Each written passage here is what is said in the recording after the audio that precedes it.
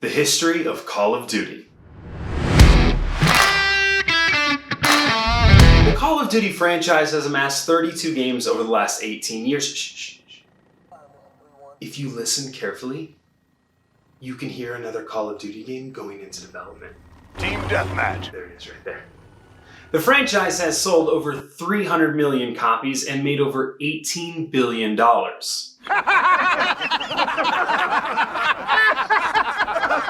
That amount of money doesn't even exist. That's like saying, I want a bajillion dollars.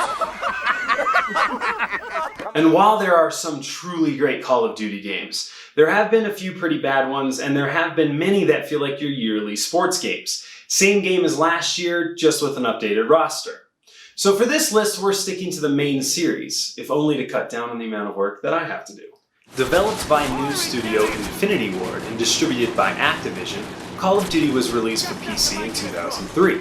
The first-person shooter focused on 3 World War II campaigns, the American, the British, and the Soviet. Call of Duty was one of the first games to use iron sights, or ADS, and brought a number of other changes to the typical FPS game, including a more realistic grounded feel, limiting the player's weapons to only 2, health and ammo being the only pickups available, making the player less mobile, and being a squad-based first-person shooter. We'll be moving north to find those V2s now. This is also the first time we see Captain Price. Spoilers, he dies at the end. Call of Duty 2 was again set in World War II and came out for Windows and was an Xbox 360 launch title. The second COD console release, the first being Finest Hour a year before, defined next gen with its amazing graphics and sound design. It also brought regenerating health to the franchise, a fairly new concept in video games, and the immensely helpful grenade indicator. COD 2 is a prequel of sorts. Call of Duty took place in 1942, 1944, and 1945. Call of Duty 2 is set in 42 and 43, with its 1942 missions happening after the handful of 1942 missions in the first Call of Duty. Because of this, we see Captain Price once again in COD 2. Treyarch's first main series entry, Call of Duty 3, was a PS3 launch title. Whereas the first 2 games you play American, British, and Soviet stories all around the globe, COD 3 revolves around American, British, Canadian, and Polish campaigns throughout the Battle of Normandy. This is the first time you can throw enemy grenades back, and the first time we see the famous QuickTime events. And while all previous 4 COD games had multiplayer, this is arguably the first time it's representative of what modern-day multiplayer is. But despite these innovations, great reviews, and the series' highest sales to date, World War II fatigue was in full effect. Luckily for us, Infinity Ward addressed this with the most important COD ever, Call of Duty 4 Modern Warfare. Call of Duty going modern saved it from fading into the history books of gaming like Medal of Honor. Modern Warfare is COD's best campaign, with moments that stand out as some of the best and most surprising in the history of gaming.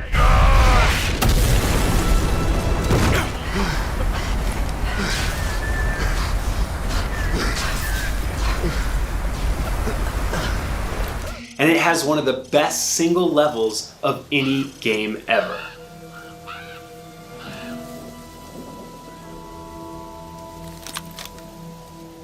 Too much radiation. We'll have to go around. It has near-perfect multiplayer, introduced kill streaks, giving players UAVs, airstrikes, and helicopters, and the series' most iconic character, Captain Price. This is the game that started the Call of Duty world domination. You passed selection. Treyarch came back a year later with World at War, a return to World War II, but this time setting the game in the Pacific and Eastern Front theater. However, either from the start or retroactively, Treyarch did have a plan of their own, using World at War to set up Black Ops as it starts Viktor Reznov's story. Although Call of Duty had Jason Statham and Giovanni Ribisi, and Call of Duty 2 and Big Red 1 had much of the Band of Brothers cast, this was the first time Call of Duty really leaned into having big-name actors voicing characters. Kiefer Sutherland and Gary Oldman, and would start off the trend for the series. Achieve victory. However, the biggest impact made by this game, it introduced zombies in a post-credits Easter egg. The best Call of Duty game, Modern Warfare 2, is responsible for the kill streaks we know and love today. For the first time, a player could choose what 3 kill streaks they wanted, ranging from 3 kills all the way to the game-ending nuke at 25. This was the game that made COD the multiplayer juggernaut that it is today. Despite the series and one of gaming's most controversial moments in the single-player mission No Russian, it is the 6th highest selling COD game to date and was the first to sell over 20 million copies and earn over $1 billion. Modern Warfare started COD's world domination. Modern Warfare 2 solidified it.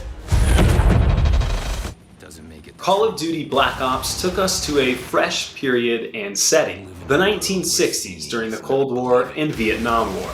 Black Ops has one hell of a trippy story that continues for many years and many games, with this one being the storyline's best and one of the best in the entire COD franchise. This game contains the first full zombies mode and gave you 4 playable characters that you follow through a complete story and a couple of stories with ridiculously cool characters to play as. As of 2019, Black Ops, partly riding on the success of Modern Warfare 2, was the highest selling COD game with over 30.99 million copies sold. Call of Duty Modern Warfare 3 was brought to life by Infinity Ward and newcomer Sledgehammer Games. Advertising suggested that Modern Warfare 3 was World War III, and the campaign represented this in Modern Warfare style. Overall, it didn't do anything new, but instead gave you more of the same while refining across the board. Finishing off the Modern Warfare storyline felt great, and meant that Modern Warfare 3's 30.97 million copies sold as of 2019 is the second most in franchise history. Starting in the 1980s, Call of Duty Black Ops 2 eventually takes COD to the next phase of the series, futuristic warfare. This is also the first time a Call of Duty game would have branching storylines based on player decisions that can change your outcome. Do the job now, buddy. Do it, man.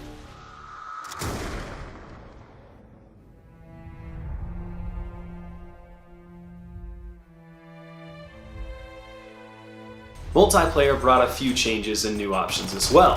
For the first time there was league play, kill streaks changed to score streaks, and a new system, the Pick 10, gave players 10 total slots for guns, perks, and equipment, allowing for more customization. Unfortunately for Call of Duty and gamers, things go downhill from here for a while. Call of Duty Ghosts was a launch title for PS4 and Xbox One and was set in the year 2023. It's the first game in the main series that is a standalone game, not connecting to any previous or future COD games, and despite the name Ghost, did not tie into fan favorite Ghost from Modern Warfare 2. It gave you a dog that you could control in single player and introduced the running slide and character customization in multiplayer. Sledgehammer Games' first game as the lead developer, Advanced Warfare, has futuristic tech making single player much better and multiplayer much worse. The exoskeleton allows players to boost dodge, boost dash, boost slide, and boost jump, and gives you choices for futuristic abilities. While World at War started the trend of big-name voice actors, Advanced Warfare took it a step further. Not only were actors voicing the characters, but motion capture technology allowed these big names to be in the game. When there's no one left to challenge Atlas, there will be no more wars. There had to be sacrifices along the way. Black Ops returned in 2015, going even further into the future than the previous 3. It's 2065, and players now have powers, a thruster pack, and can wall run. Multiplayer also brings in specialists with power weapons and special abilities. Like the rest of the game, Zombies goes further into the ridiculous, but this mode is supposed to be ridiculous. So, while the rest of the game falls flat, this is arguably the best Zombies mode, even if it is batshit crazy.